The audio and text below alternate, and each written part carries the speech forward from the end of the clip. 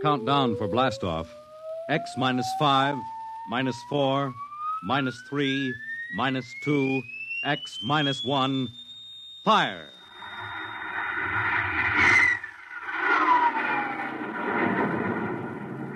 From the far horizons of the unknown come transcribed tales of new dimensions in time and space.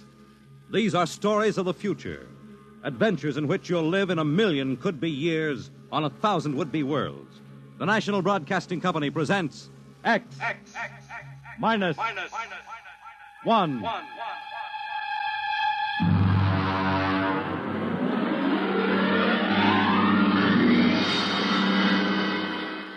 Tonight, Universe.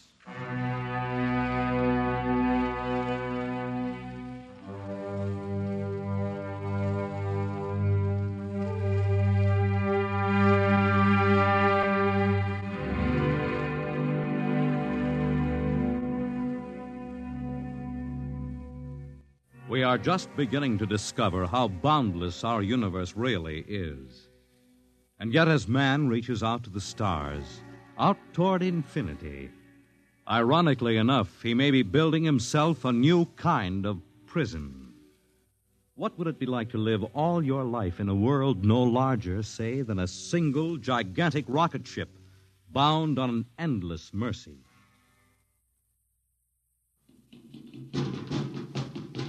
Hugh, look out!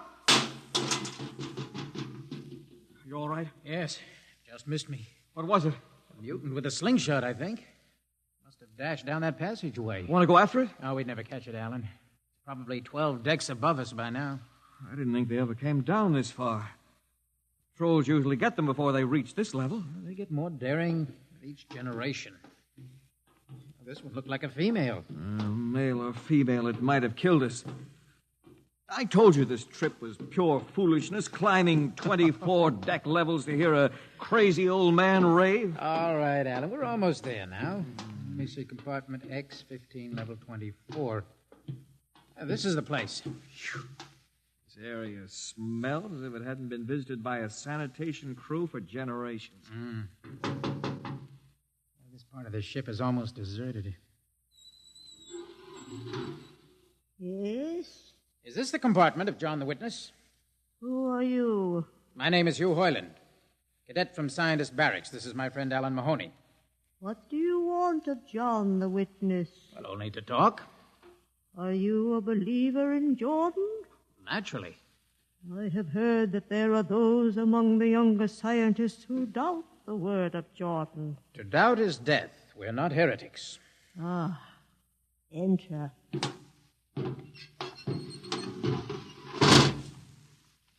I've brought you a gift of tobacco, grown on the richest level.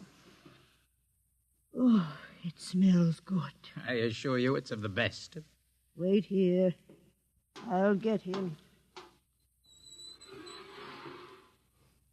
What a rat's nest. Shh. Well, what the devil do you think he can tell you? Alan, I'm not sure.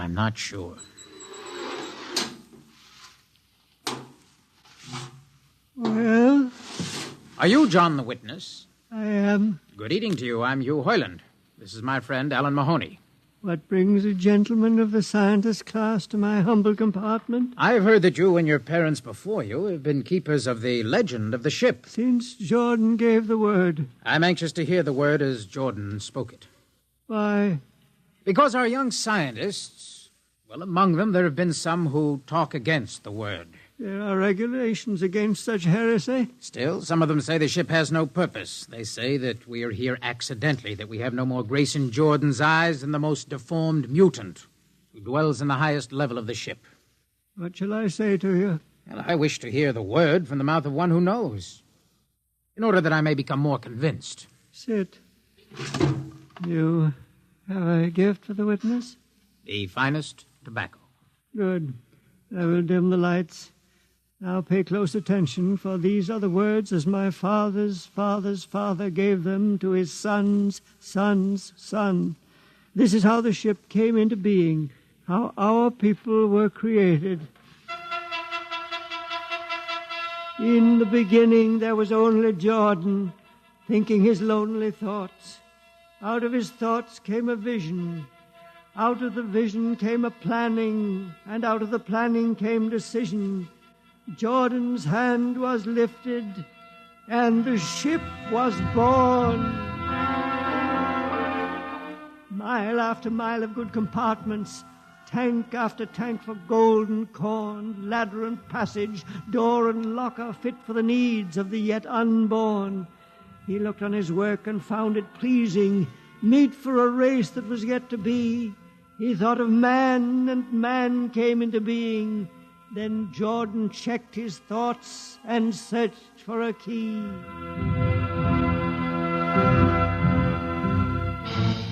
Man untamed would shame his maker. Man unruled would spoil the plan. So Jordan made the regulations, and order came to the works of man. A crew he created to work at their stations, scientists to guide the plan. Over them all he created captain, made him judge of the race of man. Thus it was in the golden age. These are the true words? As my father's father taught them. But what of the strange beast-like people on the upper levels of the ship? Surely Jordan did not create them. Jordan is perfect. All below him lack perfection. You have heard of the legend of Huff? I have heard that he mutinied against Jordan. Darkness swallowed the ways of virtue. Sin prevailed upon the ship. And before wisdom prevailed and the bodies of Huff and his followers were fed into the converter, some of the rebels escaped and lived to father the mutants. They are tainted with the sins of their fathers. Witness, one more question. Speak. What is the ship? The ship is a great sphere, 25 kilometers wide and 100 levels deep. I know that, but the upper levels. Regulations forbid us to venture into the upper levels, but it is said that beyond the levels of the mutants lies the forbidden place where Jordan's spirit prevails. So I've heard, yet something troubles me. Something which prompted my coming here. Yes, my son. What lies beyond the ship? What? What lies beyond the ship? This is heresy. Answer me. I will not permit such talk. The ship is complete. The ship is universal. The ship is everywhere. The ship is endless. Your mutterings are those of a frightened old man. They answer nothing. You question the word. I think you lie. Hear me, Mr. Hoyland. For what you have already said, I can have your body fed into the converter, your soul launched on the endless trip. You threaten me. Hugh, for Jordan's sake. Do you think I fear this dried fig of a man? Hugh! Sir, my friend is impetuous. He does not understand. I might be persuaded to forget a substantial gift. Why, you pig. Hugh! Alan, come on. The sight of this so-called holy man offends me.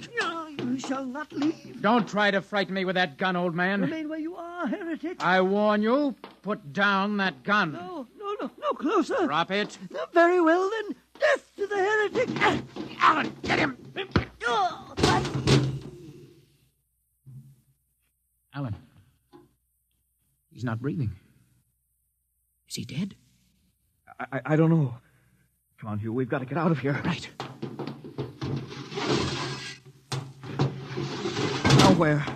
We can't go back. They'd feed us into the converter before we could even... What's that? An alarm. That old woman must have turned it in. Come on, Alan. The patrol will be here in no time. Where can we go? Yes, where? The upper levels. No, the mutants. We'll have to take our chances. Come on, Alan, let's go. Listen, that's the patrol. Come on, we've got to climb. There's a hatchway down the corridor. All right, quickly. Oh, are we fire? Alan, up the ladder. Up. Come on, Alan, come on.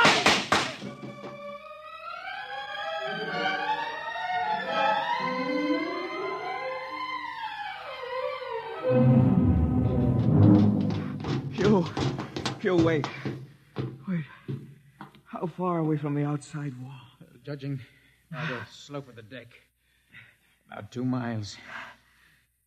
Alan, let's try this passageway here. If you hadn't asked him that stupid question. Now, there's no use going over that. But why did you do it? I've been thinking about it for a long time.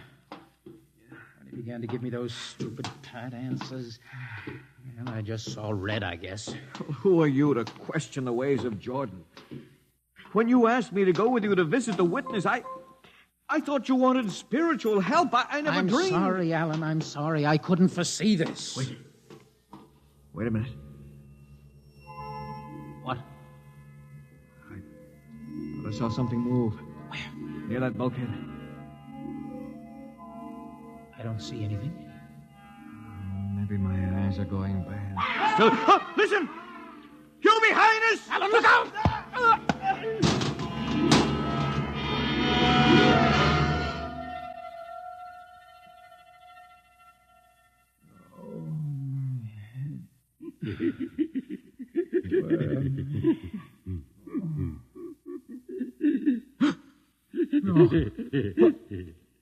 What are you? Put away that knife. Keep away from me, you. Don't kill him. Not yet. Who are you? You must forgive my friend Bobo. Like so many of my people, he's rather impetuous where members of the so-called super race are concerned. Who are you? What place is this? As you can guess from my leg, I'm a mutant. Mutant. Where is Alan? Your friend is dead. Dead. I was not able to restrain my people in time to save him. Why don't you destroy me and get it over with? We do not kill for pleasure, Mr. Heinlein. Only when necessary. You know my name? I read your identification tag. Who are you? Mutants can't read. My name is Gregory. Gregory? I'm a leader of my people. You see, although we are unfortunate in our heredity, Mr. Heinlein, many of us are quite intelligent. And why do you live like animals? We'd rather live like free animals than like regimented slaves, as you do. I've heard you practice cannibalism. Undoubtedly, you hear many things about us. You turn your head. Why? That monster. I've never seen a creature like him. Bobo is an unfortunate. He was born without the power of speech. How can you tolerate such a monstrosity? We've learned to live with difference. If we began to destroy our imperfects as you do on the lower levels, there would soon be no one left. It violates the regulations. The word of Jordan You know, states Mr. specifically Heinlein, that... your people are really quite primitive and barbaric. You dare say that to me? I dare say a good deal more. Let us go to my compartment and speak further. I'm always interested in information on the lower levels. I'll give you no information. Bobo. No. I want Mr. Hoyland in my cabin, please. No. I would advise you to go quietly, Mr. Hoyland. Bobo has a hatred of superior beings, which is unfortunate, but quite understandable. Proceed.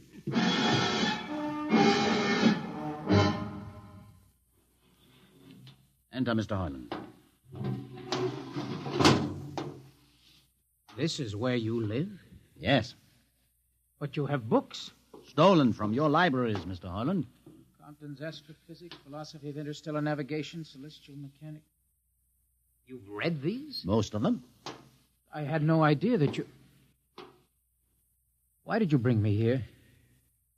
What do you intend to do? Do you believe in Jordan, Mr. Hoyland? There is no other belief. And the trip?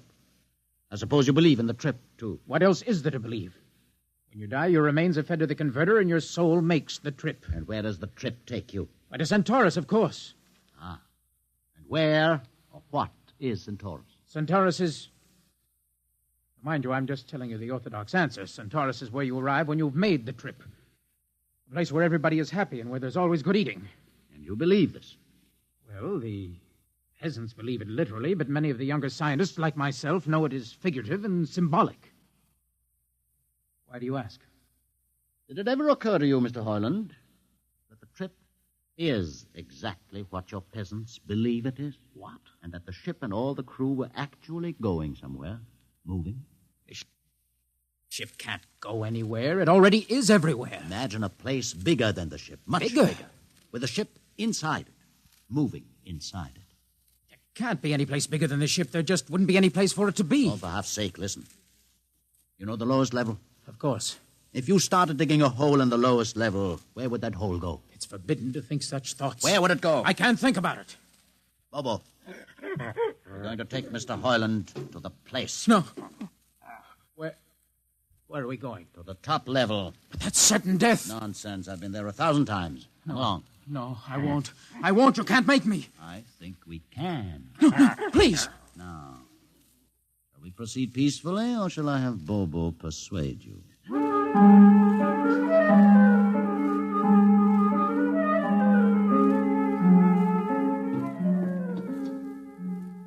Open the door, Bobo. Inside.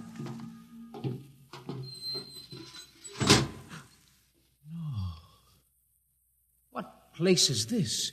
This, Mr. Hoyland, is the main control room. Why, Mr. Hoyland, you're trembling. It isn't true. No, there's no such place except in mythology. Ah, you younger men are so wise, Mr. Hoyland, except for one thing. This happens to be the main control room of the ship. Main control? But it's just a huge room with an instrument panel. And what did you expect? How do you know this is the main control room? See these instruments? Using them, the navigator many hundreds of years ago actually steered the ship on its voyage. I don't understand. I didn't suppose you would. Sit down. Very well. Look up. What do you see? A huge shield. Watch it for one moment, Mr. Hoyland. You're going to see something that few of us have ever been privileged to witness. What are you doing? I'm dimming the lights. Don't be frightened. Keep your eyes focused on the shield above us. Ready? Watch. It's sliding back. Ghost of Jordan. Well? What am I seeing? The universe, Mr. Hoyland. The universe in all its beauty. The stars, the planets, the suns and moons and constellations. No, it can't be. The ship is the universe. There is nothing but the ship. Ah, but there it is. You see it before your eyes, spread out like a canopy of glory. Do you still deny it? Answer me, Mr. Hoyland. Do you deny it? No, I can't deny it. They've lied. They lied to all of us. Good. I have showed this to others of your people whom we captured, and though they saw it before their very eyes, they would not believe it. Please tell me all about it. Tell me the truth about the ship and about the universe. What are these things? How did this come about? Many thousands of years ago, on a planet like those you have just seen, a planet called Earth, a scientist named Jordan decided to build a ship that would carry men from one planet to another. For many years, Jordan and thousands of others studied and planned. And when they were finished, they built the ship. A ship so large that it had to be assembled in its own orbit beyond a place called the moon. 60 years it took them to construct. And when it was finished, a whole new science had been conceived. Then the trip was begun. The trip that was to land a colony of Earthmen on a far-off planet called Centaurus, millions of light years beyond the furthest planet ever reached before. How do you know these things? Among my books are the log, which Jordan himself kept, and the records of the journey for the first 40 years. What happened? There was a mutiny. A man named Huth led a rebellion of those who wanted to turn back. In the struggle, the navigators were killed. The crew fell into a state of anarchy. In the years to follow, small groups of men tried to organize the ship for navigation, and each time they failed. Finally, the whole idea was abandoned. And so, for centuries, we have swung in space, unmanned, undirected, living in a lost world of our own making, without purpose, without direction. Why have you told me this? Can't you guess? You want to finish the trip. Yes, but I can't. You can't? Look at me, Mr. Hoyland. You see, a mutant, a man with a twisted leg. My people are outcasts, condemned to death if we so much as set foot in the lower levels of the ship. The main drive is in the lower levels where my people are forbidden to go. No. It would mean that both our people would have to work together. Our differences encouraged rather than denied. All right. I'll see the captain himself. I have an uncle on the Central Board. I'll tell him what I've seen here. And do you think he'll believe you? Send one of your people with me. That's asking a good deal. I'm risking a good deal by going back. Very well. Bobo will go with you. Bobo? He can't talk. There will be no need for talk. I will write a message guaranteeing safe conduct for a group of unarmed scientists to visit the main control room. Bobo will take you safely through our territory. What happens when you reach your own level is up to you.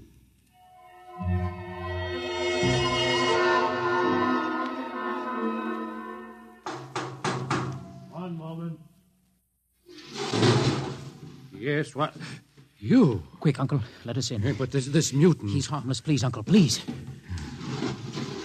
Now, what is this? You're wanted for... I know all about that. Uncle, listen. I must see the captain. The captain? Are you mad? Uncle, you're a council member. You can get me to see He'll him. kill you. You're wanted for heresy. I don't care. I must speak with the captain. Now, Uncle, you're close to him. You can arrange it. I don't understand. Listen to me. The ship is moving. I can prove it. Do you understand? There is a purpose in the ship. I don't understand what you're babbling about. Now, never mind. Just talk to the captain. Tell him I have information of tremendous importance. Tell him I've arranged a truce with the mutants. Truce? Here. Show him this paper. Signed by their leader. Do it, Uncle, for my sake. I don't know what... Uncle, please, if I'm to die, let this be my last request to you. Very well. I'll speak to the captain.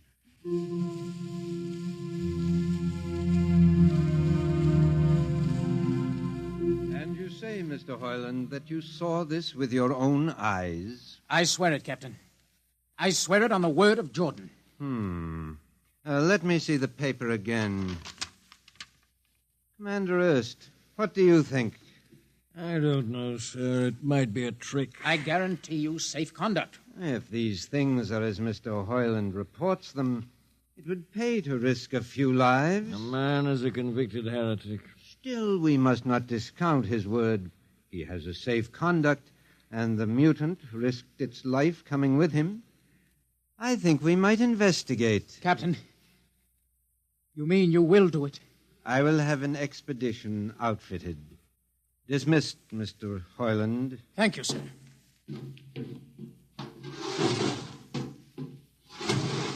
Captain, do Commander you... Erst, Sir. you will make the necessary arrangements for an expedition. And I trust you understand. Perfectly, sir. Perfectly.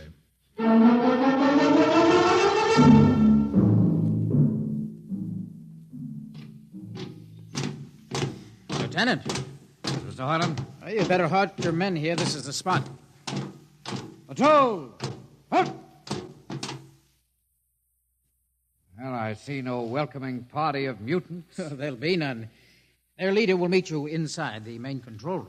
You don't say. Just where is this main control room? Beyond that door. I see. All right, men. Ready up. Lieutenant, why do you ready arms? In case of ambush. Ambush? Now, wait a minute, Lieutenant. What are those men doing with that ray gun? Just aiming it at the door. Are you mad? No, Mr. Hoyland, but most certainly you are to think that we could be lured up here to be slaughtered with a fantastic story about some mythical control room. Guns ready, sir. Lieutenant, I warn you, these people have acted in good faith. You can't break that faith. Oh, mutant! Come out!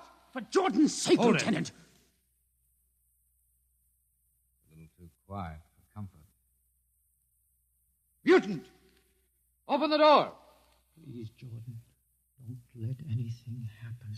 Don't let... All right, it's opening. Ready, men? Someone's coming out. Steady. Gregory, stay back!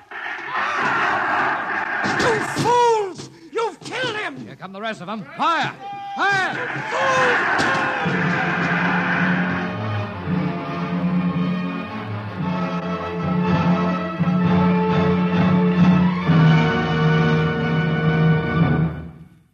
That should teach them a lesson they won't forget. All right, men, inside the room. Come along, Harlan. You're under arrest as a conspirator in this ambush. Ambush, you fool. You blind, stupid fool. All right, that'll be enough. You've been inside this place before? Yes. What's this machinery? These are the controls he would have used to steer the ship. Gone out of his mind, Lieutenant. Steer the ship? Who? The leader, the one you killed. This ugly mutant? This ugly mutant. happened to be a man of true genius. Why, you're mad. Am I? Lieutenant, this man had a vision which would have saved you, but you chose to kill him because you couldn't stand the sight of his difference from you. Shut up, Highland. Don't listen to him, man. You can't shut your eyes, and you can't shut your minds, and you can't shut your ears to this!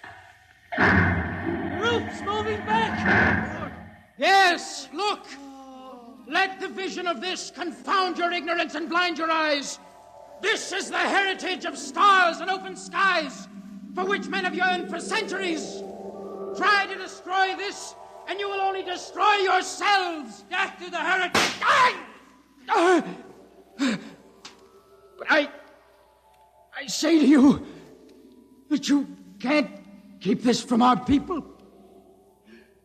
They will seek it out.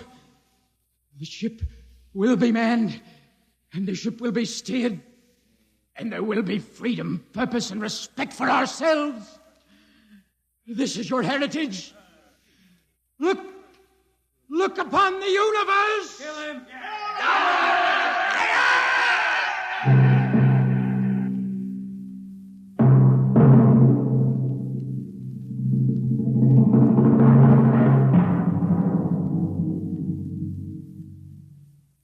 X-1 has just brought you Universe, a story written by Robert Heinlein and adapted for radio by George Lefferts. Heard in the cast were Donald Buca as Hugh, Peter Capell as Gregory, Bill Griffiths as Alan, Abby Lewis as the woman, Edgar Staley as the witness, Jason Johnson as the uncle, John Seymour as the captain, and Ian Martin as the lieutenant. Your announcer is Fred Collins. X-1 is directed by Fred Way and is a transcribed NBC Radio Network production.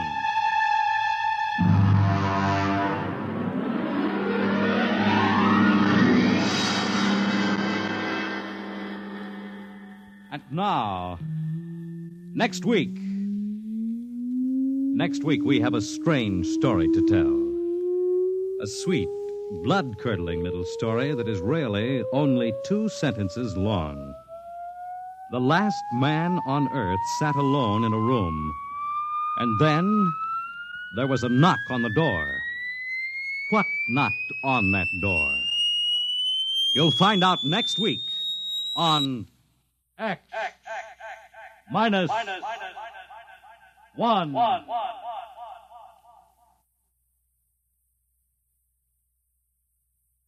When you buy United States savings bonds, you help to build your own future security. Here's an opportunity to save systematically for long-range personal objectives. So invest in United States savings bonds. Now follow the Abbotts to mystery and adventure over most NBC radio stations.